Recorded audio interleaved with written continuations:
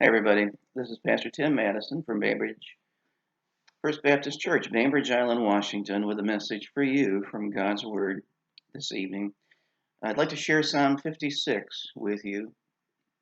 You know, people have been hiding in their homes for a good part of this year because of the COVID-19 virus. And I am sympathetic. The virus is out there, and some people are going to get it. Some of those will get sick. And there are even some, it's a small fraction, but there are some who will even die with this virus.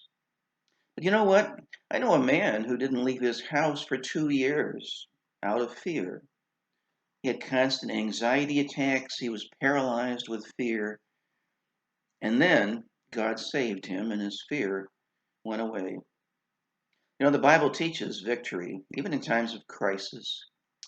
And we need to understand how to find it because we're all going to need this sooner or later. Psalm 56 was a description of David's crisis. It says that this was from experience when the Philistines took him in Gath. And David says, "Be merciful unto me, O God, for man would swallow me up. He fighting daily oppresseth me. Mine enemies would daily swallow me up, for there be many that fight against me, O thou most high." It's from the situation that was described in 1 Samuel 21, verses 10 to 15. And David had good reason to be afraid.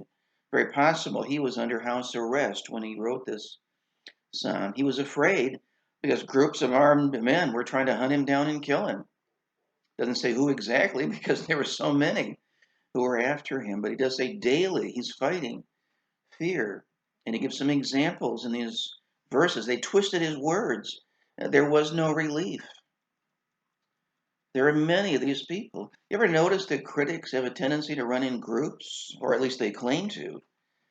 People are saying, and then present themselves as the spokesman for all these people as they give their own criticism. But he was outnumbered, and yet he referred to God as the Most High.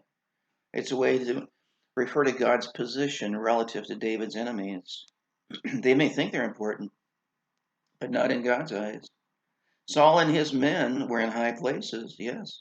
Achish, the Philistine, and his men, they were in high places.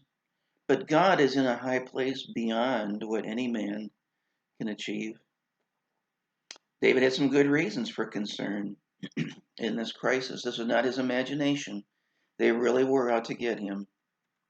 You know, there will always be times of crisis in our lives. There will be people who misunderstand your intentions. There will be people who spread gossip about you. What do you do in those situations?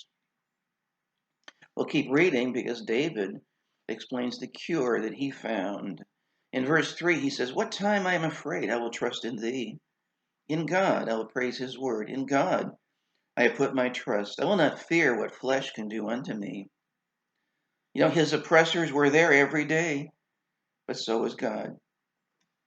He let his crisis become a cue to focus his attention on the Lord. And since he was constantly under pressure from other people, God would be constantly in his thoughts. And what would he think about? God's word. He said, "I'll praise his word," based on the promises of God. Now, David did not have the whole Bible in his lifetime. In fact, he was writing a part of the Bible as he wrote this psalm. But in God's word, he said, "I'll put my trust." Based on the nature of the Lord and his power and his justice and his mercy and his omnipresence and his omniscience. I'll put my trust in him and I will not fear. Nothing had changed between verse 1 and verse 4. Flesh could still kill him. It could still imprison him, but it couldn't hurt him because humans are flesh. They're finite, they're limited, they're temporary, and God is not. You see, David's fear was not the result of those who were after him, but the source of his trust. Where was he placing his trust?